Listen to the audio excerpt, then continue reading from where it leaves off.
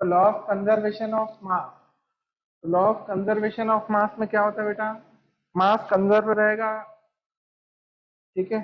Second क्या था, law of definite proportion, ठीक है, और कांस्टेंट प्रोपोर्शन।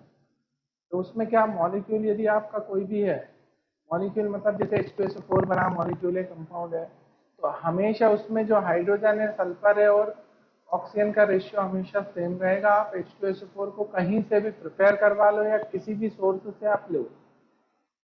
ऐसे ही H2O का एग्जाम्पल लिया था। फिर डिफाइनाइट प्रोपोर्शन और कांस्टेंट प्रोपोर्शन है।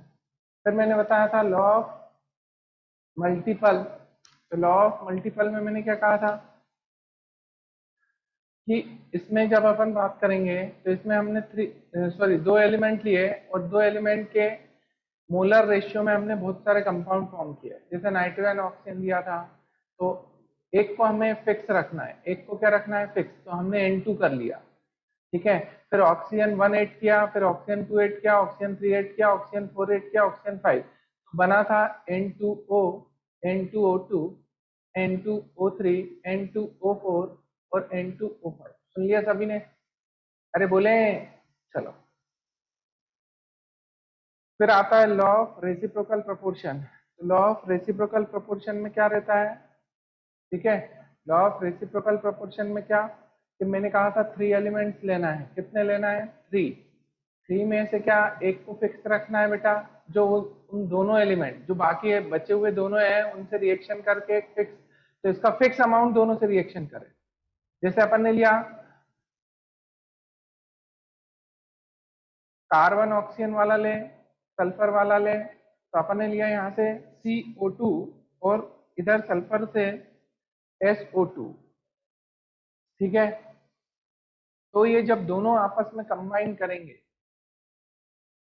दोनों आपस में कंबाइन करेंगे, तो या तो वो उसी रेशियो में कंबाइन करेंगे बेटा, या फिर सिंपल रेशियो में। सुन रहे हो?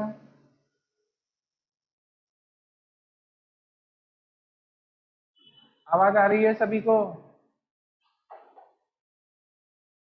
सेम या तो उसी रेशियो में जाएंगे या फिर मल्टीपल नंबर जो होता है, number multiple of the ratio in which they combine with each other. सुन रहे हो सब? अरे पॉइंट समझ में, चलो इसको और एग्जांपल, मैंने एग्जांपल्स दिए थे उससे समझो। अपन ने लिया जैसे NaCl और H, ठीक है, NaCl एंड H, ये लिया है। सुन रहे हो सब? NaCl and H। अब NaCl एंड H लिया है, तो मेरी बात सुनना दोस्तों।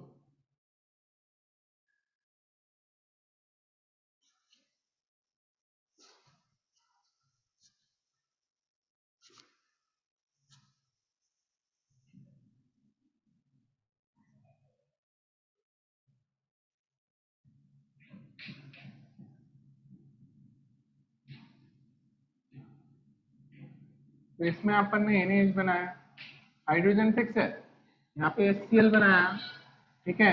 और जब Na और Cl मिलेंगे तो NaCl बन जाएगा। क्या बन जाएगा? NaCl।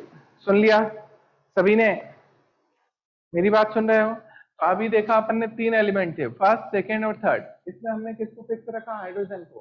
हाइड्रोजन को फिक्स रखना मतलब क्या, इनके साथ, और इसका सेम मास इन दोनों से रिएक्शन करेगा, तो 1 ग्राम इधर भी कर रहा है, 1 ग्राम इधर भी कर रहा है, हाइड्रोजन का मास। क्या हाइड्रोजन को अपन ने क्या उन दोनों के बीच में ले रखा है। अब मेरी बात सुनना है, या तो ये जो सोडियम था यहाँ पे एक ही था, Cl ये था, तो या तो इसी रेशियो में कंबाइन हो जाएंगे, सुन रहे हो, या फिर इसका मल्टीपल नंबर रेशियो जो मैंने बताया है उसके बेसिस पे चलेगा। तो ये समझ में आ गया, सेम रेशियो में आ गए। अब जैसे अपन ने बात किया बेटा हाइड्रोजन, ठीक है, ऑक्सीजन, सल्फर, यहाँ पे ये क्या बनाता है, H2O, यहाँ पे ये क्या बनाता है, H2O। तो अब ये जब दोनों कंबाइन होंगे या तो इसी रेशियो में हो जाना चाहिए, SO तो ये बनते ही नहीं है, SO2 SO3। सुन रहे हो? अरे आ रहा है समझ में? तो दिक्कत, तो मल्टीपल में जाएंगे। कोई प्रॉब्लम हो तो बताएं।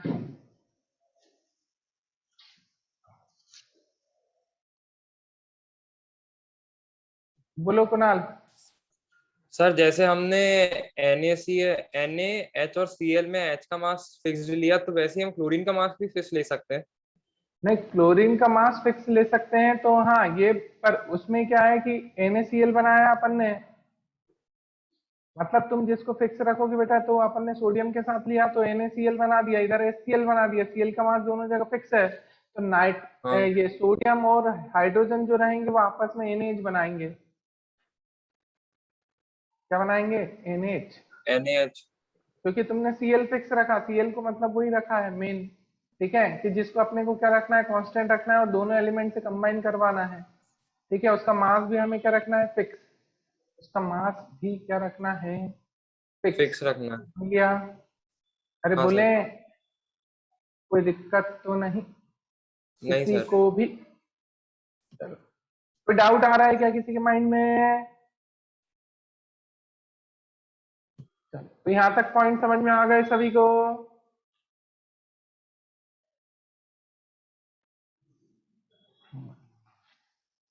अब नेक्स्ट, लॉ ऑफ रेसिप्रोकल समझ में आ गया था दोस्तों? यहाँ तक कोई समस्या तो नहीं? चलो, अब नेक्स्ट हेडिंग डालना, कॉन्सेप्ट रिलेटेड टू डेंसिटी।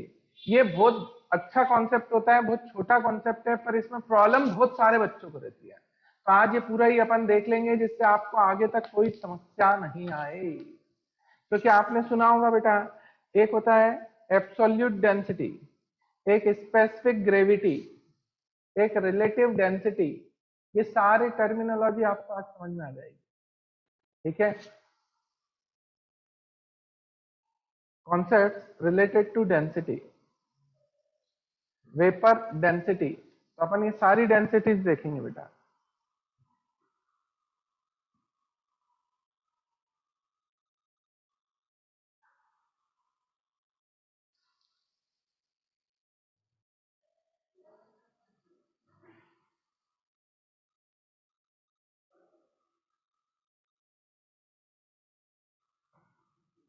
चलो, तो it is of two type, it is of two type.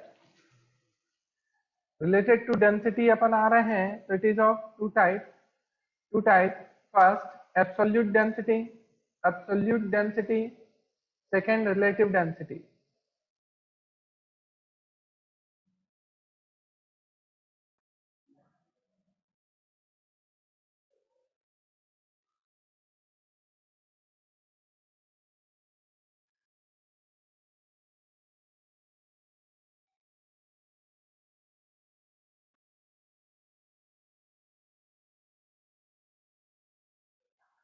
अब फर्स्ट लिखना इसमें for solid and liquid, for solid and liquid.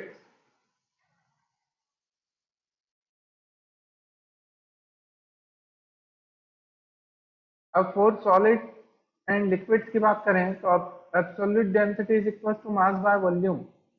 जो आप नॉर्मल डेंसिटी लेके चलते हो ना, density is equal to mass by volume, ये यही है। Density is equal to mass by volume लेके चलते हो तो वो एब्सोल्यूट डेंसिटी है दोस्तों, सुन रहे हो? अब सेकंड लेते हैं अपन स्पेसिफिक ग्रेविटी, इसी में किसके लिए चल रहे हैं ये, लिक्विड एंड सॉलिड्स के लिए। किसके लिए चल रहे हैं दोस्तों, लिक्विड्स एंड सॉलिड्स के लिए एब्सोल्यूट डेंसिटी क्या आएगी बेटा, mass by volume, mass by volume, सुन रहे हो? क्या आएगी, मास बाय वॉल्यूम। सुन लिया सबने? Absolute density.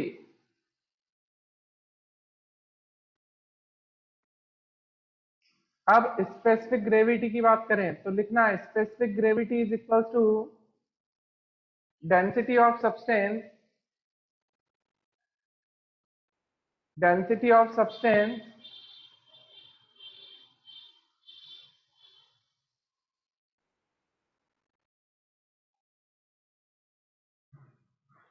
Density of substance divided by density of water,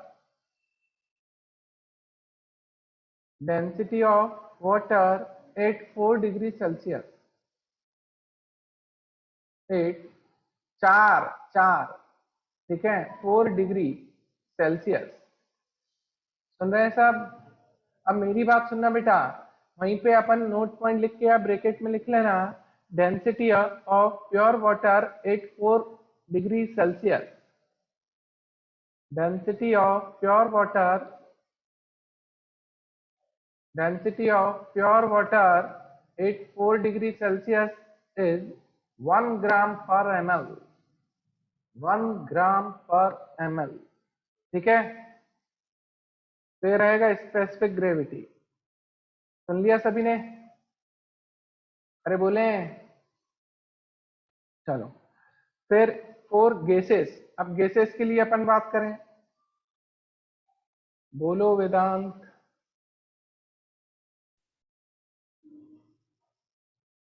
वेदांत आवाज तो आ ही नहीं रही तुम्हारी।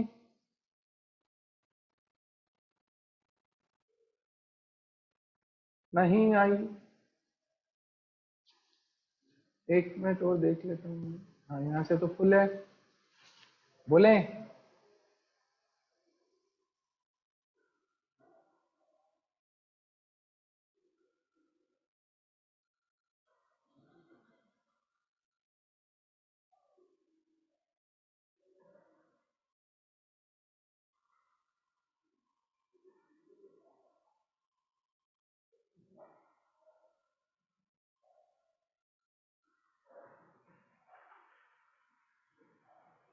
मैसेज कर दो दोस्त। हेलो वेदांत, मैसेज कर दो, आवाज नहीं आ रही है यहाँ तक।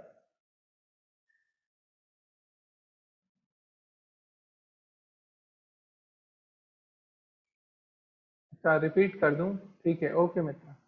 मेरी बात सुनो बेटा, सबसे पहले अपन ने क्या, दो डेंसिटी देख रहे हैं अपन, एक एब्सोल्यूट डेंसिटी और एक रिलेटिव डेंसिटी। सुन रहे हो? एक क्या देख रहे हैं, एब्सोल्यूट, दूसरा relative. Absolute density upon liquids and solids के लिए बात करें तो वो एब्सोल्यूट डेंसिटी क्या होती है, mass by volume, mass by volume. सुन रहे हो?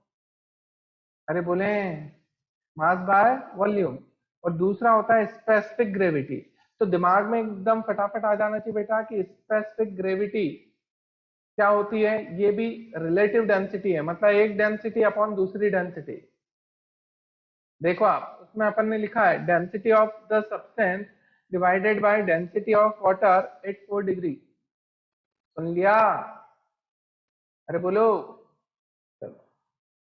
फॉर गैसेस एब्सोल्यूट डेंसिटी जो रहेगी, molar mass of the gas upon molar volume of the gas, molar mass of the gas divided by molar volume of the gas।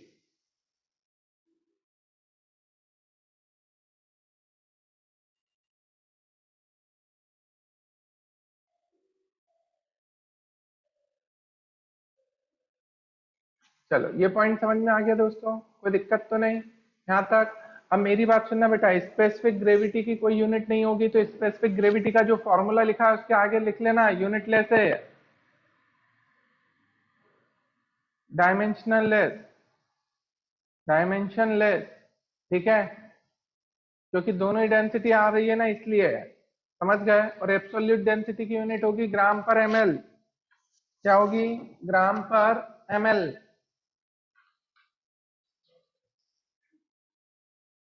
चलो एक और density देखते हैं हम, वेपर डेंसिटी।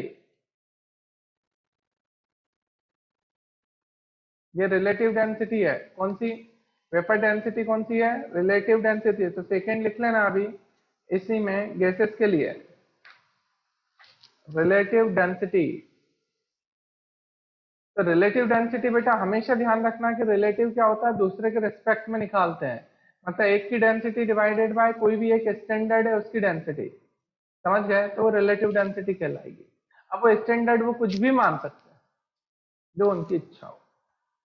सुन रहे हो? अरे बोले। चलो तो रिलेटिव डेंसिटी, वेपर डेंसिटी में अपन चलेंगे अभी। ठीक है, तो अब रिलेटिव डेंसिटी, वेपर डेंसिटी क्या है? It is the density of substance with respect to any other substance। It is the density of a substance with respect to any other substance।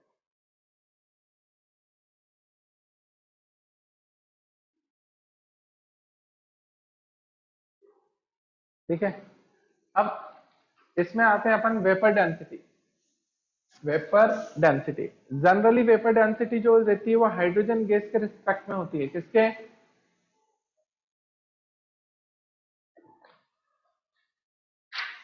किसके रिस्पेक्ट में होती है? हाइड्रोजन के। सुन लिया सभी ने? हाइड्रोजन के रिस्पेक्ट में होती है। तो लिखना vapour density, vapour density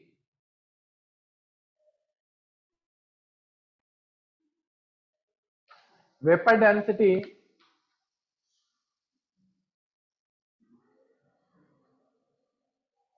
is equals to होगा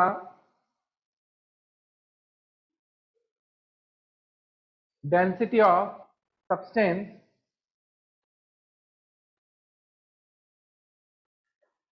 density of substance divided by density of H2, density of substance divided by density of H2, H2 gas है ना, हाइड्रोजन गैस। सुन लिया सभी ने?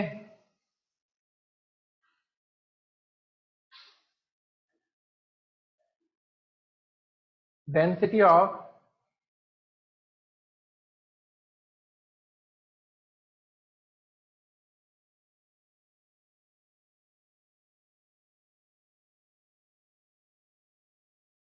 सुन रहे हैं साहब? Density of substance. अब हमने बात करी है डेंसिटी सब्सटेंस एट, ठीक है, at T and P, T and P temperature and pressure. फिर यहाँ पे भी वो डेंसिटी ऑफ H2 लेंगे, डेंसिटी ऑफ H2 गैस, ठीक है, एट टी एंड पी। और यहाँ पे भी गैसियस सब्सटेंस लेना है, मेरी बात सुन रहे हो? तो ये कहलाती है वेपर डेंसिटी। क्या कहलाती है बेटा? Vapour density.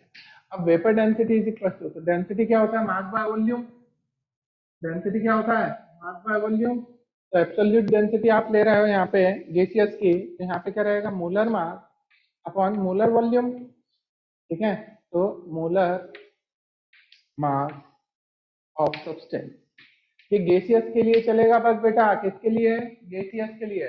लिक्विड सॉलिड का मैं ऊपर बता चुका हूं, ठीक है। यहाँ पे volume of gas at STP और एनटीपी, अर्थात एसटीपी और एनटीपी या एट टीएनपी, जो भी टेम्परेचर एंड प्रेशर ले रखा हो, divided by molar mass of H2 gas, ठीक है, divided by volume of H2 gas, ठीक है, एट टीएनपी। तो जब आप सेम टेम्परेचर और प्रेशर लेते हो तो वॉल्यूम क्या आता है? सेम ही आएगा, कोई भी गैस हो, ठीक है। और यहाँ पे क्या आ जाएगा बेटा? Vapour density. अब मोलर मास ऑफ H2 कितना होता है? 2। तो हम ये बोलेंगे मोलर मास ऑफ सब्सटेंस।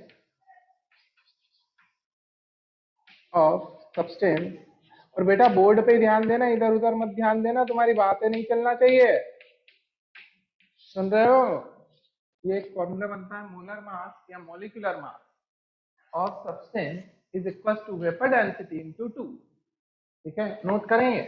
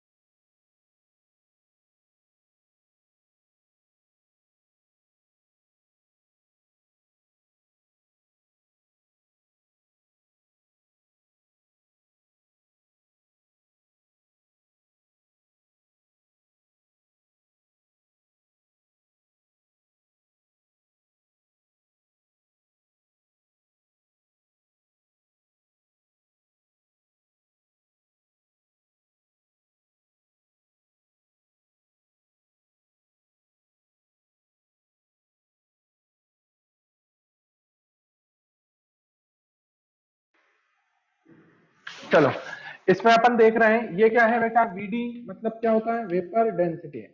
अब वेपर डेंसिटी मैंने बताया डेंसिटी ऑफ H2 गैस। अब इसकी जगह स्टैंडर्ड वो कुछ भी ले सकते हैं, जैसे CH4 ले लें। क्या ले लें? CH4। CH4 क्या होता है बेटा? मीथेन। मीथेन के रिस्पेक्ट में भी लेते हैं, पर नॉर्मल जो चलता है वो मैंने आपको बता दिया, जनरली जो यूज करना है। यदि आपको वेपर डेंसिटी गिवन है और कुछ भी नहीं दे रखा है तो वो हम हाइड्रोजन के रिस्पेक्ट में लेंगे। किसके? हाँ, यदि वो अलग से यदि उसको कुछ पूछना होगा तो वो मीथेन इथेन किसके रिस्पेक्ट में निकलवाना है तो वो देगा, वहां पे गिवन रहेगा। नहीं तो हम किसके बेसिस पे लेंगे बेटा? हाइड्रोजन। सुन लिया सभी ने? अरे बोलो, कोई दिक्कत? चलो अब लिखें question.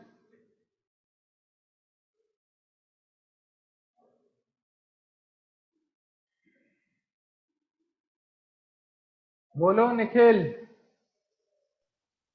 Sir volume of gas volume of H2 gas के बराबर कैसे होगा? बेटा मेरे को ये बता, यदि अपन बात करें, क्या बात करें कि कोई भी गैस है उसके मोल्स सेम है। कोई भी गैस है, जैसे मीथेन गैस ले लिया, उसका 1 मोल ले लिया, सही है? या हाइड्रोजन गैस ले लिया, उसका भी 1 मोल ले लिया। तो यदि हम नॉर्मल टेम्परेचर और प्रेशर लेते हैं तो 1 मोल गैस कितना वॉल्यूम ऑक्यूपाई करती है बेटा? 22.2 लीटर। एसटीपी और एनटीपी पे, मतलब यदि आपने टेम्परेचर और प्रेशर कांस्टेंट रखा है तो किसी भी गैस के यदि मोल सेम है तो सेम वॉल्यूम ऑक्यूपाई करेगा। फिर से सुन लो, यदि आपने टेम्परेचर और प्रेशर कांस्टेंट रखा है तो कोई भी गैसेस जितनी भी हो आपके पास वो सारा सेम वॉल्यूम ऑक्यूपाई करेगा, वॉल्यूम सेम हो जाएगा। क्यों होता है ऐसा बेटा? क्योंकि 1 मोल गैस कितना वॉल्यूम ऑक्यूपाई करती है? 22.4 लीटर 8 एसटीपी। अब वो 1 मोल गैस कोई सी भी हो, हाइड्रोजन गैस ले लो, CO2 गैस ले लो, SO3 गैस ले लो, SO2 गैस ले लो, Cl2 गैस ले लो, तो वो 1 मोल यदि गैस है तो वो 22.4 लीटर ही वॉल्यूम ऑक्यूपाई कर रही है। कितना कर रही है? 22.4। ठीक है, सुन लिया सभी ने? कोई दिक्कत तो नहीं दोस्तों? चलो, यहां तक कोई समस्या किसी को भी? मुझे बताओ कितने बच्चों को समझ में नहीं आया, वो बताओ पहले तो जल्दी। अब बेटा मैं कोई अंतर्यामी नहीं हूं कि तुम्हारे दिमाग में बैठ जाऊं। यदि मैं इतना खतरनाक होता ना तो समझते हो अभी तुम घर बैठे रहते और मैं सब दिमाग पढ़ता रहता कि कौन का दिमाग पढ़ाई में चल रहा है, कौन का दिमाग इधर उधर चल रहा है। सुन रहे हो? तो भैया जिस जिस को जो भी डाउट आया वो पूछ सकता है कोई डाउट? है कोई डाउट? किसी को कोई डाउट नहीं? चलो,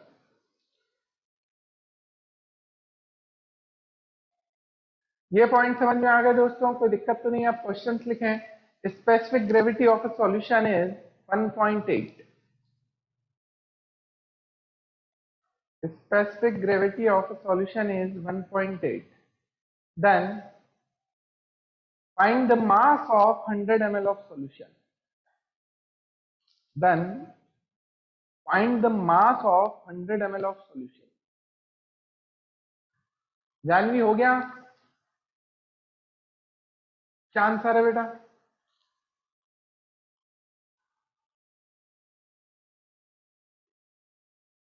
बोले मनीष ठाकुर जी। Yes sir. हाँ बोले, सर अभी नहीं हुआ। जल्दी करो यार। चलो, specific gravity of a solution is 1.8 ग्राम। 1.8 इसकी यूनिट तो रहेगी नहीं। Find the mass of 100 ml of solution.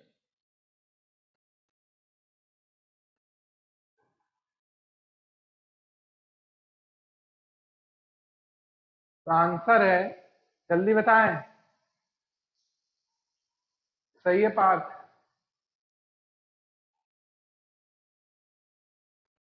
लक्ष्य, आंसर क्या है? कर रहा हूँ। 18/1000 क्या 18/1000 को सिंपलीफाई करके 9/500 क्या बोल रहा है बेटा? 9/500 9/500 कैसे कर दिया? Specific gravity is equal to क्या लेगा तू? सर वो जितना मास दिया है हाँ, उसके बाद density of water 4 degree Celsius पे तो density of water at 4 degree Celsius कितना होता है? 1। 1 ग्राम पर एम एल। अब density of the substance is equal to क्या होता है? Mass upon volume. हाँ सर। तो वॉल्यूम का क्या करना है? मल्टीप्लाई। काय में? स्पेसिफिक ग्रेविटी में। वॉल्यूम कितना दिया है? 100 ml 100 इंटू 100 इंटू कितना हो जाएगा? 1.8। आंसर क्या आएगा? 180।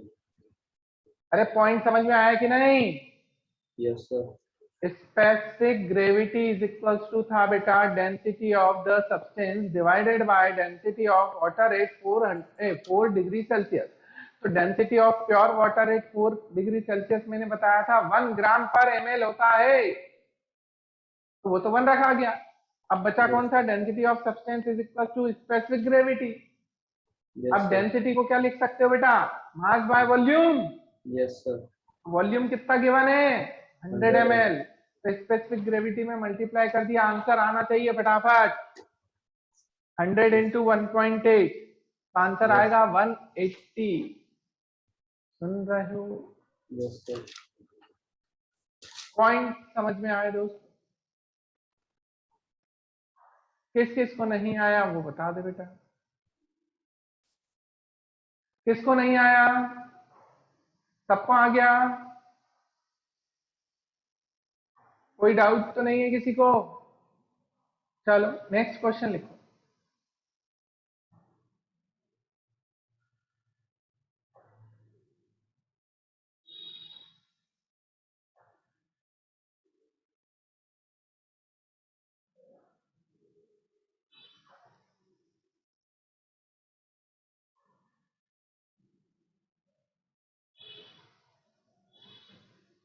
और लिखना what is the vapour density of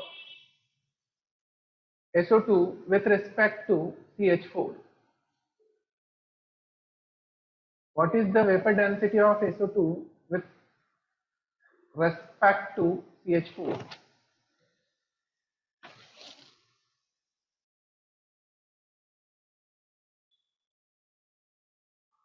With respect to CH4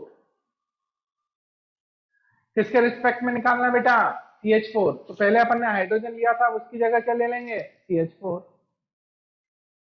अरे बोलो ना यार, समझ में आया? पहले अपन डेंसिटी ऑफ सब्सटेंस लेते थे, अब डेंसिटी ऑफ सब्सटेंस की जगह अपन डेंसिटी ऑफ क्या लेंगे? SO2। अरे बोले, सुन रहे हैं सभी?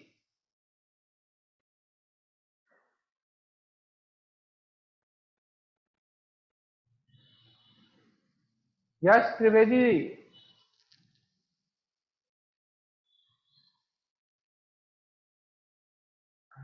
3.2 आंसर कैसे आया बेटा वो बताओ। सर अपन ने अभी vapour density equal to mass, तेज आवाज करो जरा अपनी तरफ से। Vapour density equal to mass, mass of substance, molar mass of substance upon molar volume of gas upon molar mass of, अपन ले लेंगे sir CH4 upon volume of CH4। Sir volume cancel हो जाएगी, उसके बाद मोलर मास ऑफ अपन निकालेंगे SO2 upon, molar mass of CH4 कितना दिया है? सर अपन ने निकाल लिया कार्बन का मास वॉल्यूम, वो सर मैंने एटॉमिक नंबर ले लिया गलती से। हाँ, हाँ सर। गलती से नहीं बेटा, जल्दी मत करो, इतनी जल्दी मत करो कि आंसर गलत आ जाए, ठीक है? चलो आंसर सही है 4। तो हम vapour density is equal to क्या लेंगे बेटा? मोलर मोलिकुलर वेट या molar mass of SO2 vapour density is equal to molar weight of SO2 divided by molecular weight of CH4। ठीक है, तो ये हो जाएगा 64 डिवाइडेड बाय, अरे आया कि नहीं समझ में? कोई दिक्कत तो नहीं है दोस्तों, किसी को भी बोले? चलो ये समझ में आ गया। अब नेक्स्ट गैलुसेट GAY, ये नेक्स्ट लॉ देख रहे हैं अपन, लॉ ऑफ केमिकल कॉम्बिनेशन में, वो तो सब देख लिया, अब गैसेस के लिए देखना है। तो गैलुसेट GAY LUSSAC,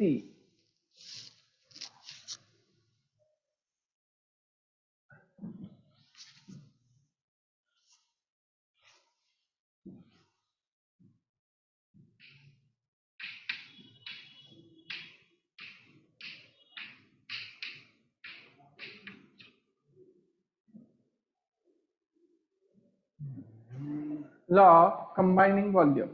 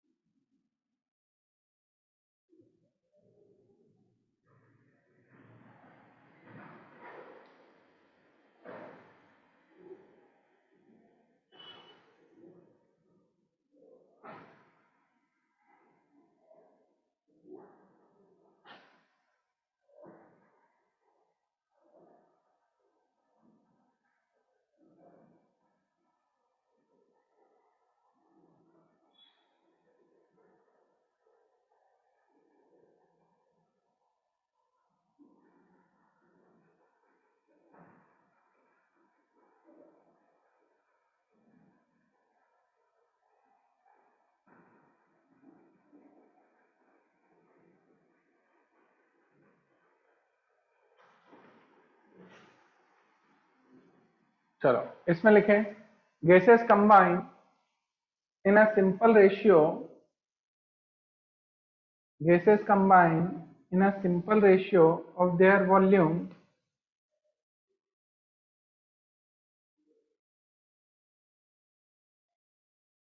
gases combine in a simple ratio of their volume provided all measurement should be done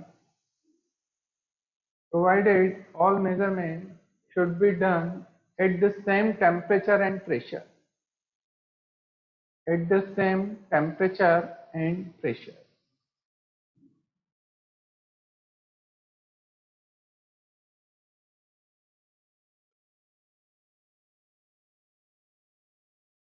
चलो एग्जाम्पल लो, H2 gas plus Cl2 gas, arrow 2HCl gas. फिर से रिपीट करना है, okay. Gases combine in a simple ratio of their volume provided all measurements should be done at the same temperature and pressure। ठीक है, H2 gas plus Cl2 gas, arrow 2HCl gas. H2 gas के नीचे लिखना बेटा 1 volume, Cl2 gas के नीचे लिखना 1 volume, तो 2HCl गैस के नीचे कितना लिखोगे 2 वॉल्यूम। सुन रहे हो?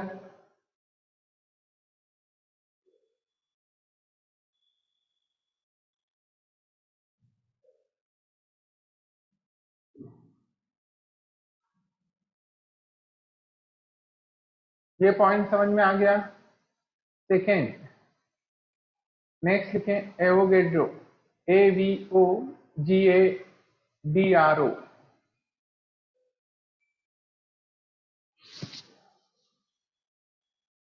apostrophe S, hypothesis, AVOGADRO apostrophe S, hypothesis। अब इसमें नोट करना, equal volume of all gases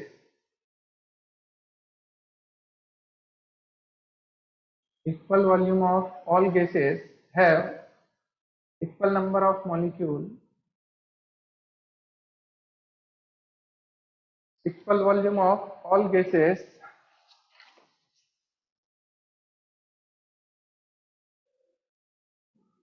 equal volume of all gases have equal number of molecules, equal number of molecules, bracket में नॉट एटम, ब्रैकेट में क्या लिखना है आगे, not atom, bracket close, at same temperature and pressure condition, at same temperature and pressure condition.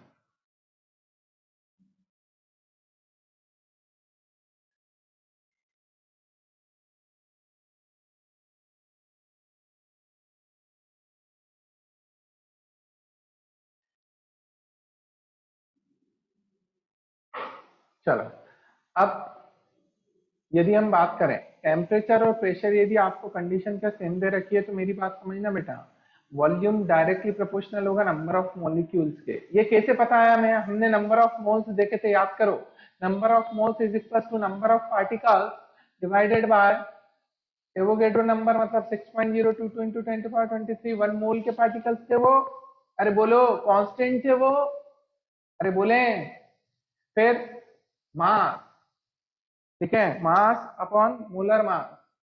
Third क्या था, volume of gas at STP और NTP divided by 22.4 litre, ये भी 1 मोल का था, ये भी कांस्टेंट है। तो यहाँ से हम बोल सकते हैं कि बेटा गैसियस के लिए, इसके लिए गैसियस सब्सटेंस के लिए volume is directly proportional to number of moles और number of molecules। फिर से सुन लें, ये केवल गैसियस के लिए हो सकता है कि volume of gas is directly proportional to number of molecules और number of moles.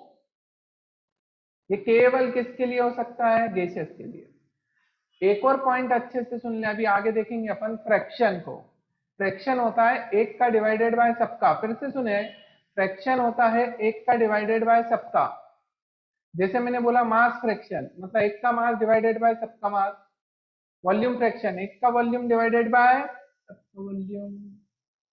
Mole fraction, एक के मोल्स डिवाइडेड बाय सबके मोल। तो यहाँ पर वॉल्यूम फ्रैक्शन या वॉल्यूम परसेंट, परसेंट निकालने के लिए क्या करते हैं हम, फ्रैक्शन में 100 का मल्टीप्लाई कर देते हैं। फ्रैक्शन में 100 का मल्टीप्लाई करेंगे तो परसेंट फॉर्म होता है। फिर से सुने, जैसे परसेंट वॉल्यूम बोला है, परसेंट वॉल्यूम मीन्स क्या होगा बेटा, जिसका वॉल्यूम देखना है, मतलब जिसका परसेंट वॉल्यूम देखना है उसका volume divided by total volume into 100। सुन लिया सभी ने। परसेंट मास देख रहे हैं अपन, मास बाय मास या वेट बाय वेट, तो अपन क्या करेंगे बेटा, उसके लिए एक का मास जिसका देख रहे हैं परसेंट वेट बाय वेट, उसका mass divided by total mass into 100। सुन रहे हो, अरे आ रहा है कि नहीं समझ में सभी को, कोई दिक्कत?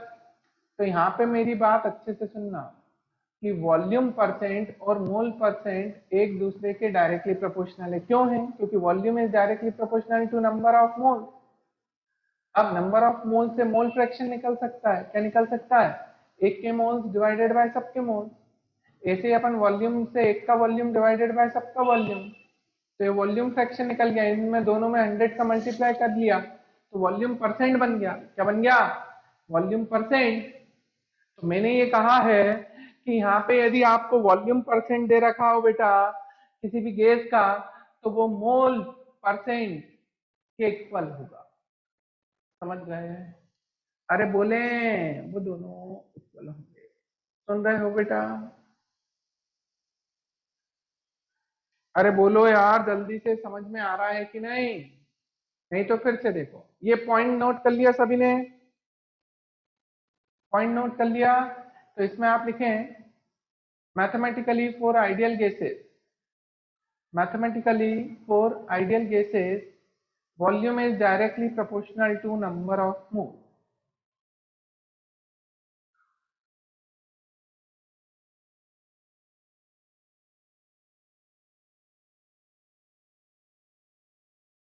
Volume is directly proportional to number of moles. ये कब रहेगा बेटा? जब टी एंड पी कांस्टेंट रहे, ठीक है। जब T and P constant, T क्या था? टेम्परेचर, पी क्या था? प्रेशर, ये दोनों कांस्टेंट रहे तो volume is directly proportional to number of mole. Second आप लिख सकते हो fraction of volume is directly proportional to fraction, mole fraction, या volume fraction is directly proportional to mole fraction. Volume fraction is directly proportional to mole fraction. Third लिख सकते हो percent volume is directly proportional to percent volume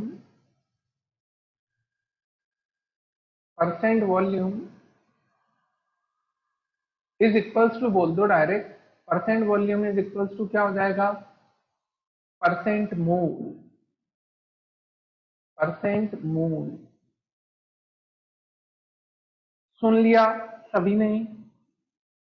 अरे बोले, आवाज आ रही है? तो अपन ने क्या बोला था? पहला पॉइंट के लिए बेटा volume is directly proportional to number of moles. Second मैंने बोला था volume fraction is equals to करना बेटा, उसको डायरेक्टली प्रोपोर्शनल मत करो, सीधे इक्वल ही कर दो। क्यों कर दो अभी बता रहा हूं। Is equals to mole fraction. अब ऐसा क्यों हो रहा है? क्योंकि देखो बेटा क्या होता है, जब आपको कोई भी डायरेक्टली प्रोपोर्शनल का साइन होता है तो हम इसमें ये लेते हैं v1 upon v2 is equals to n1 upon n2। v1 upon v2 is equals to क्या लेते हैं? n1 upon n2। ये होता है तब।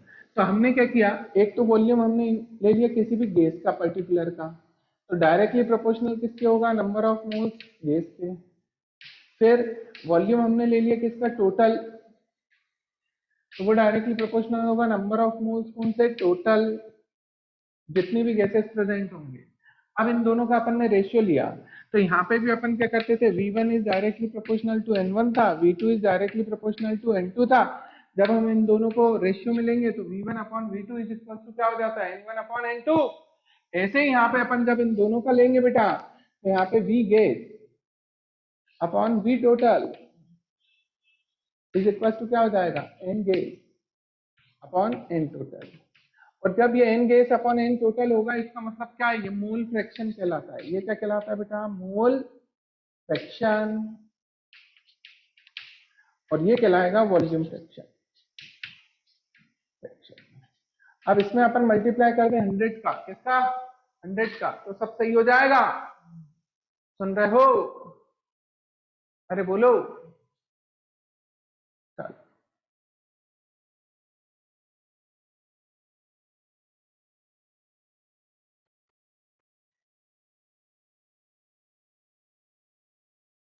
Volume is directly proportional to number of moles होता है गैसियस के केस में बेटा। इसके केवल गैसियस के केस में, क्योंकि 1 मोल गैस जो होता है एसटीपी और एनटीपी, तो एसटीपी और एनटीपी अपना स्टैंडर्ड टेम्परेचर एंड प्रेशर और नॉर्मल टेम्परेचर एंड प्रेशर है। तो वहां पे क्या टेम्परेचर कांस्टेंट है, प्रेशर कांस्टेंट है, उस केस में हो रहा है। समझ गए? जब टेम्परेचर और प्रेशर कांस्टेंट रहेंगे तो वॉल्यूम डायरेक्टली प्रोपोर्शनल आ जाएगा नंबर ऑफ मोल्स के। सुन लिया सभी ने? अरे बोलो।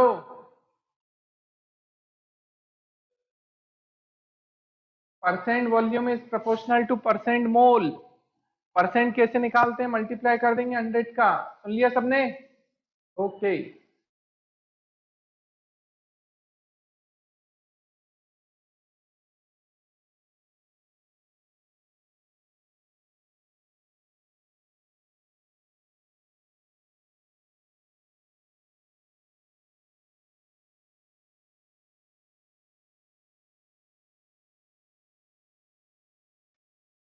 चलो ये हो गया, समझ में आ गया सभी को? अरे बोले।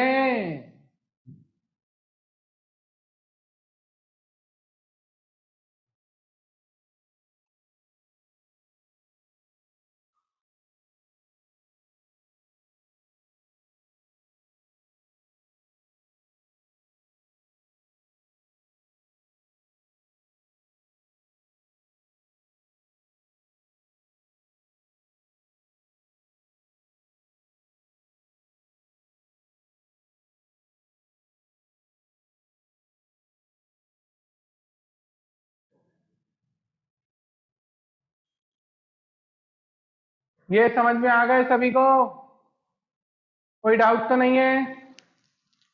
बोलो जल्दी।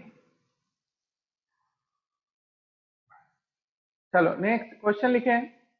Calculate the volume in litre. Calculate the volume in liters of 20 gram hydrogen gas, 20 gram hydrogen gas at STP. At STP. सुन लिया सभी ने?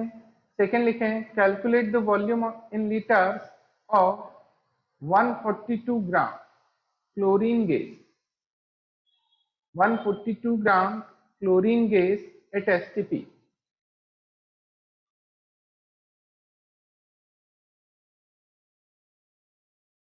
चलो नेक्स्ट लिखें, third question.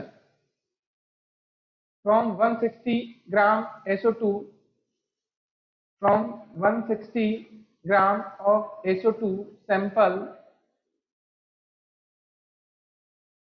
from 160 gram of SO2 sample, SO2 काय में रहेगा बेटा? गैसियस में, सुन रहे हो?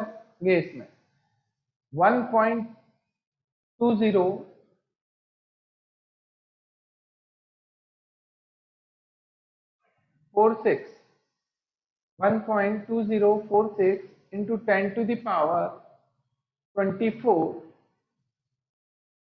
1.2046 into 10 to the power 24 molecules of SO2, 1.2046 into 10 to the power 24 molecules of SO2 are removed, then find out the volume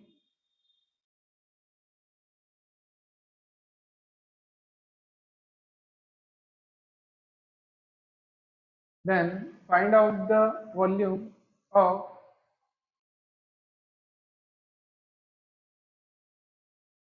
ये note कर लिया सभी ने? कोई दिक्कत तो नहीं? 1.2046 into 10 to the power 24 molecules of SO2 are removed, then find out the volume of leftover SO2 gas at STP. Leftover SO2 gas at STP. Second वाले में बेटा कुछ भी नहीं था, वहां पे अपन ने 20 ग्राम हाइड्रोजन गैस लिया था, यहाँ पे 142 ग्राम क्लोरीन गैस है, 142 ग्राम, बाकी वो की वही था पूरा, 142 ग्राम ऑफ क्लोरीन गैस है सेकेंड वाले में। चलो थर्ड लिखना, fourth 14 gram of nitrogen gas and 22 gram of CO2 gas are mixed together. 14 gram of nitrogen gas and 22 gram of CO2 gas are mixed together. 14 gram of nitrogen gas and 22 gram of CO2 gas are mixed together. Find the volume of gaseous mixture. Find the volume of gaseous mixture at STP. Find the volume of gaseous mixture at STP. सुन लिया सभी ने? चलो ये करके लेके आना है दोस्तों सभी को। और कल मुझे ये पॉइंट नहीं चाहिए कि हम भूल गए थे, हम सो रहे थे, हमें याद नहीं रहा, हमें खाना, मैं कह रहा हूं कुछ भी हो कंडीशन सॉल्व करके लेकर आना है। और फिर मेरी बात सुन लो बेटा, केमिस्ट्री की कॉपी अलग बनना चाहिए, फिजिक्स की अलग, मैथ्स की अलग। सुन लिया सभी ने? चलो ओके मित्रों, बाय बाय।